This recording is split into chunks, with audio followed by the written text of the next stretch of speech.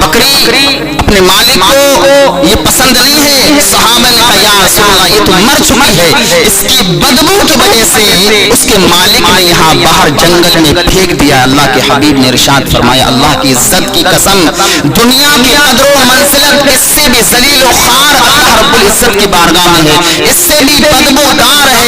اللہ نے اگر اللہ رب العزت کی بارگاہ میں دنیا کا مقام و مرتبہ ایک مچھر کے برابر بھی ہوتا تو اللہ کسی کافر کو اس دنیا سے گھونٹ پانی تک نہ دیتا. آج دنیا کے اندر مشقت پریشانی, آخرت میں آپ کے لیے اللہ نے ایک حصہ رکھا ہے, ایک محل رکھا ہے, ایک جنت رکھی ہے, اس جنت کے طلبگار ہو جاؤ. اللہ اکبر. حدیث پاک میں حب الدنیا رأس کل خطیۃ فعلیہا بالاعراض, دنیا کی محبت ہر برائی ہر گناہ کی جڑ ہے. حضور نے یہ بھی ارشاد فرمایا جو دنیا سے محبت کرے گا وہ آخرت کو نقصان پہنچائے گا, اور جو آخرت کو نقصان پہنچائے گا آخرت سے محبت کرے گا وہ دنیا کو نقصان پہنچائے گا. دنیا فانی ہے, ختم ہو جائے گی, آسمان زمین ساری چیزیں ٹوٹ پھوٹ کر بکھر جائیں گی, اور اس دنیا پر ہمیشہ آخرت کو ترجیح دو.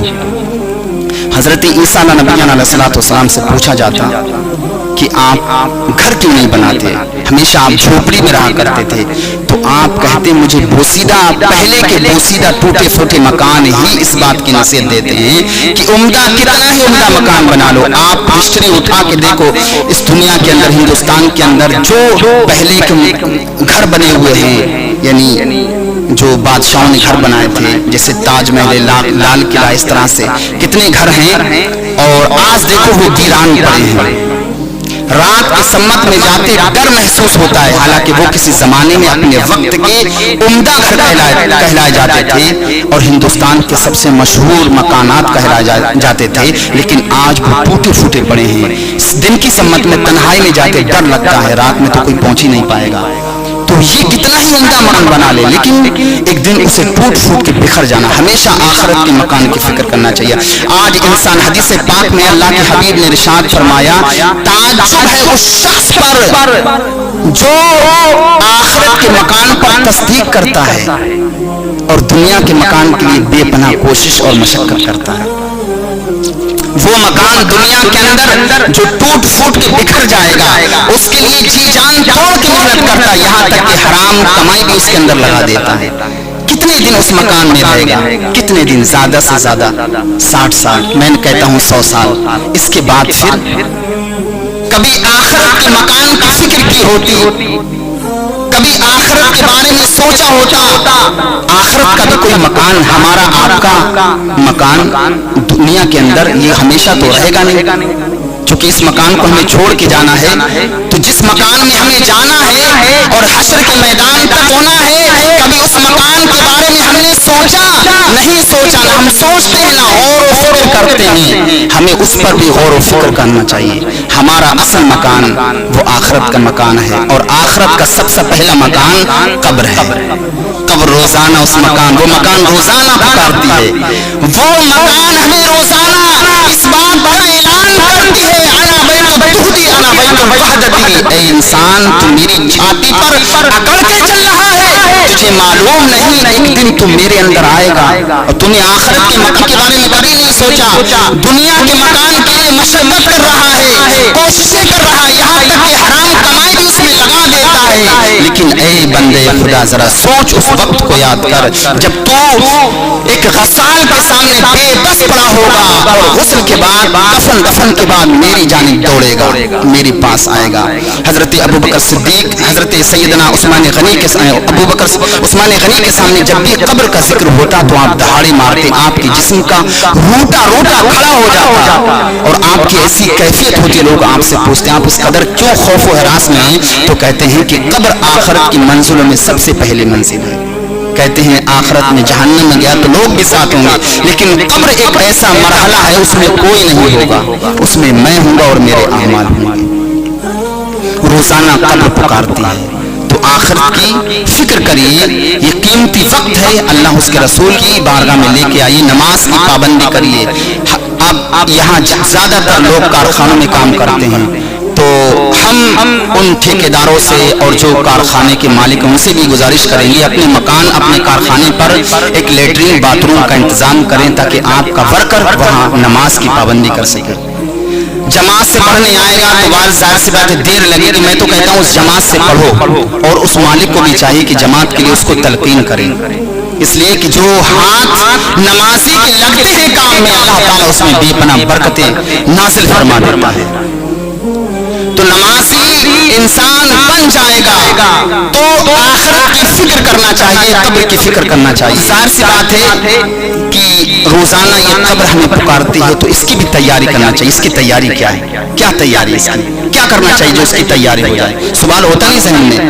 تو ایک اللہ کے ولی حضرت مفتی ابو الیاس سمرقندی فرماتے ہیں جو شخص چاہتا ہے کہ وہ عذاب قبر سے محفوظ رہے, اور واقعی اگر ان 4 باتوں پر عمل کرے گا تو واقعی وہ قبر سے محفوظ رہے گا, اس کے عذاب سے.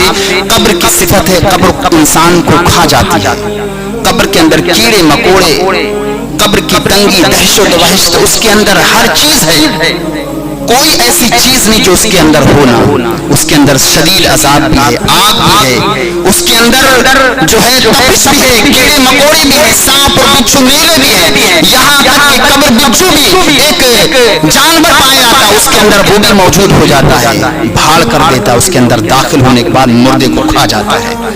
تو آپ کا جسم قبر کے اندر سلامت رہے تو اس کے لیے کیا کرنا چاہیے؟ فقی ابو الیاس سمرقندی فرماتے ہیں جو شخص ان 4 باتوں پر عمل کرے گا اس کی قبر ہمیشہ محفوظ رہے گی. پہلی بات کیا؟ نماز کی پابندی رکھے. میں نے کہا نہیں کہ آپ کے کارخانے میں کام کرنے والا اس کو بھی چاہیے کہ نماز وہیں ادا کرے. دوسری بات کہی زکات کی ادائیگی اور صدقہ وقت پر نکال دینا, اور تیسری بات کہی قرآن کی تلاوت, اور چوتھی بات کہی تسبیح و تحلیل لا الہ الا اللہ محمد رسول اللہ. اور 4 چیزوں سے بچنے کے لیے کہا, اول جھوٹ, دوم امانت میں خیانت, سوم چغل خوری, چوتھا پیشاب کھڑے ہو کر پھرنا. اب اس کی تشریح میں بتاؤں گا آپ کو. 4 چیزیں وہ ہیں جو قبر سے انسان کو محفوظ رکھیں گی. سب سے پہلے کیا ہے؟ نماز. آپ نماز ہر حال میں پڑھیں, کسی بھی حالت میں رہیں, سفر میں رہیں, حضر میں رہیں, گھر میں رہیں, مکان میں رہیں, کارخانے میں رہیں, جہاں بھی رہیں, نماز کی ہر حال میں پابندی کریں. کتنا وقت لگے گا؟ 4 وقت کی نماز میں زیادہ سے زیادہ 5 منٹ, جماعت سے پڑھیں گے تو 10 منٹ یا 7 منٹ. نمبر 2 قرآن پاک, صدقہ اور زکات کی ادائیگی. جو لوگ صاحب نصاب ہیں وقت پر رمضان کے مبارک مہینے میں اپنی زکات ادا کر دیا کریں, اور صدقہ ہر حال میں نکالیں. جب بھی آپ کے یہاں بیماری ہو, پریشانی ہو, آپ کا کاروبار نہیں چل رہا ہے, آپ کو صدقہ آپ نکال دیں. اور لوگ صدقہ کیا نکالتے؟ 10 روپے نکال دیے, کوئی صدقہ ہوا؟ صدقہ کس وقت معتبر ہوتا ہے؟ جب لالچ ہو, طمع ہو دولت کا, اور آپ کو خرچ کرنے میں پریشانی ہو. 10 روپے دینے میں کیا, 10 روپے تو آپ پوری کھا کے تھوک دیتے ہیں. 10 روپے میں کوئی تکلیف ہوگی آپ کو؟ مسجد کے آتے ہیں آپ 10 روپے نکال کے دیتے, کوئی تکلیف ہوگی؟ آپ کی تنخواہ ہے 8,000 مہینے میں, آپ مہینے میں 1,000 خرچ کر کے دیکھیے تب آپ کو تکلیف ہوگی. اس ٹھنڈی کا موسم ہے, نہ جانے کتنے غریب لوگ فوٹ پاٹ پر سو رہے ہیں, ان کے پاس کمبل نہیں. اس ٹھنڈی کے موسم میں آپ کو کمبل 100 روپے کو تو ملے گا نہیں, تقریباً 500 روپے کو ملے گا.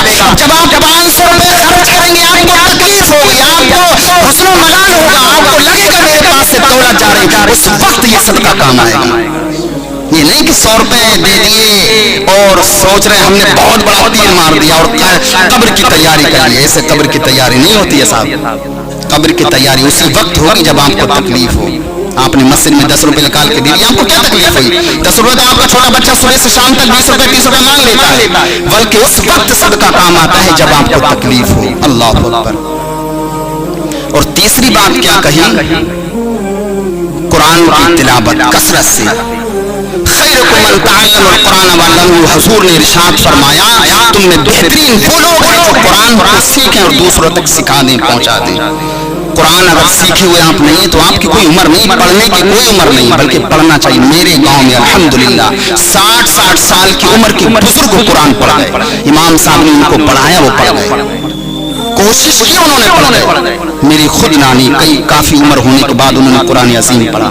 تو پڑھائی کی کوئی عمر نہیں. آپ کروڑوں روپے خرچ کر کے وہ ثواب عظیم نہیں پائیں گے جو ایک قرآن کے پارے میں آپ ثواب پائیں گے. آپ کو ایک پارے میں کروڑوں اور اربوں نیکیاں مل جائیں گی.